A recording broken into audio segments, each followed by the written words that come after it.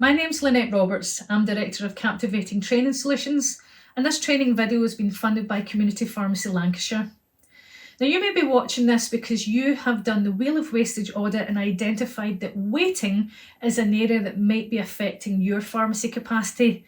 If you're wondering what is the Wheel of Wastage audit, then go onto the Community Pharmacy Lancashire website and do it. And if you don't know what it is, go look up the Wheel of Waste and the video on wastes within community pharmacy to know a little bit more about it and why it's good to fill it in. But if you've already done the audit and this is a key problem area, let's look at some common areas where community pharmacy's capacity is affected by waiting. Now, you've been asked some questions in the audit like, are you affected by having to wait to get the GP on the phone to look for alternatives? Are you waiting on responses to emails? Are you waiting on deliveries? Are you waiting on someone getting off a computer because you only have the one device in the pharmacy? Are you waiting on someone to be able to do something else in the process before you can finish it? These are all examples of waiting.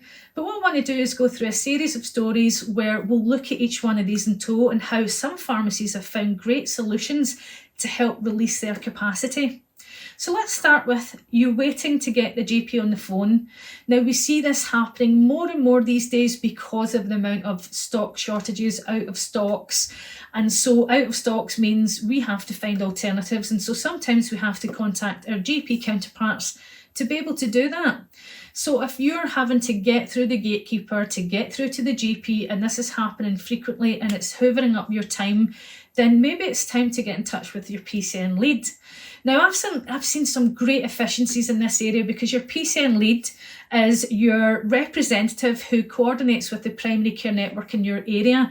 And I've seen great initiatives with them where they communicate on a weekly basis with the surgeries to let them know what are the out of stocks affecting community pharmacies that week.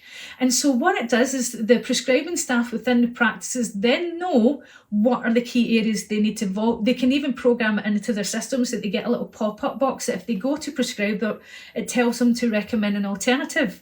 So that just goes to show how communication with the GP surgeries can actually prevent that problem from happening. Trust me, this is a win-win solution because they don't like you having to phone to ask for these alternatives because that's time-consuming for them. It's inconvenient to the patient. So if your PCN lead's not already doing this, then get them onto the case. Now, if you can't get hold of them, or maybe you might not have someone in your area, another key thing is if you have an agreement with your local surgery, like what do you do if you need to find an alternative? I've seen some great relationships with surgeries where we say, okay, this is a win-win for us both, that if we do get a prescription from yourself that doesn't have it in stock, it might even be WhatsApp groups that, again, you can inform the surgeries on a regular basis, like what's affecting your pharmacy. Or it might even be that you have a direct dial number for that GP or a direct text number so they can deal with it very promptly. Or it might be a bespoke inbox that goes to a person that takes responsibility for that in that surgery. There are lots of solutions to be found, but it all starts with doing that root cause analysis. So doing a bit of a diagnosis and finding out what areas are affecting your pharmacy capacity. So another area we've looked at in this is you might even be waiting on stock deliveries. Now, we did tap on this ever so slightly when we looked at the transportation video. So it might be what wholesaler you're using. Again, do they have the drivers to bring the stock out to you? Are there issues with the right stock being in it? Is there back and forth? So again, there are solutions to be found that if you keep records on what deliveries are happening, when are they late, when are they not happening, how many mistakes are happening, it gives you all this data and insight and power to go back to those businesses because you are a customer to these businesses, these wholesalers, and say, this is the service I'm getting right now. What are you going to do to fix it? And you put the monkey on their back and get them to help you expand your capacity by giving you a better service. Now, I did talk on the other video about how some great examples of managing stock and the deliveries and stuff like that has even been the communication through the PCN lead, through WhatsApp groups to talk about stock shortages and the sharing of stock among community pharmacies. Another example of waiting might even be that you have a slow system. So it could be that you need to update your PMR, and trust me, PMR, the right system for your pharmacy, can really expand your pharmacy capacity.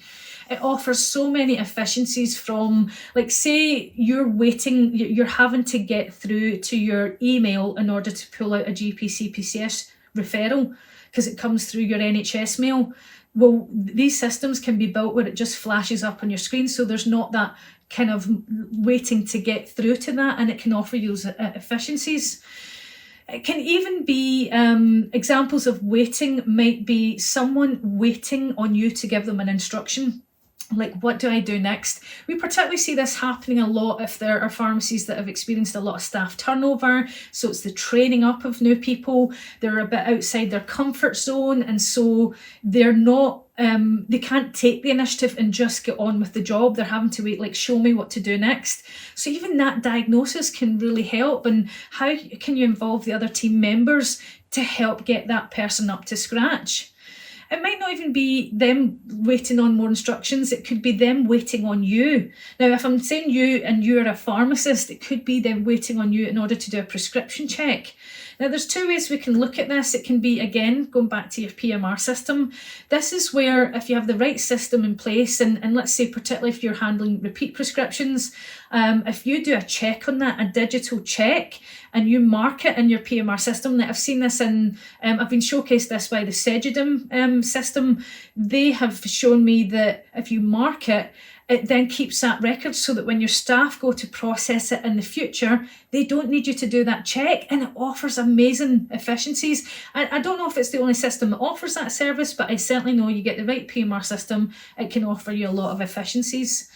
But then, as I said, if they're waiting on you, it could be you having to do a major part in the process. So it could be like you've been pulled to deal with a patient, someone's called the pharmacy and your staff said, oh, they're asking for the pharmacist, and you've been pulled over to do that.